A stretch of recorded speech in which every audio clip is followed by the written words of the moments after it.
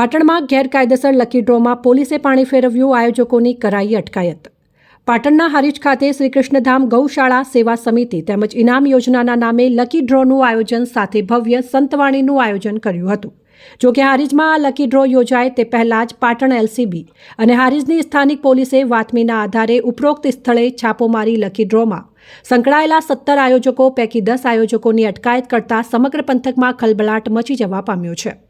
ગૌશાળાના લાભાર્થે આયોજકો દ્વારા લકી ડ્રોના કરાયેલા આયોજનમાં લકી ડ્રોની ટિકિટનો ચાર્જ ₹399ની કૂપનમાં 5001 ઇનામ રખાયા હતા, જેમાં મોંઘીદાટ કારો, ટ્રેક્ટર અને બાઇક સહિતના ઇનામો રાખ્યા હોવાનું જાણવા મળ્યું છે। જો કે લકી ડ્રોના નામે લોકો સાથે છેતરપિંડી થતી હોવાની બાબતને લઈને પોલીસે રેડ કરી 10 આયોજકોની અટકાયત કરી અને તેઓની વિરુદ્ધ હારીજ પોલીસ મથકે ફરિયાદ નોંધીને કાયદેસરની કાર્યવાહી હાથ ધરી છે।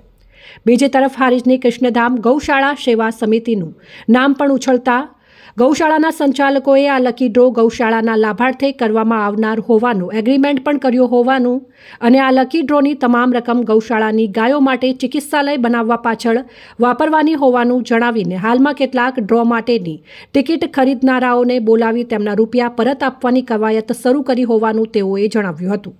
પોલીસે ગેરકાયદેસર ઇનામી યોજના ચલાવવા બદલ 17 લોકો સામે ગુનો નોંધ્યો છે।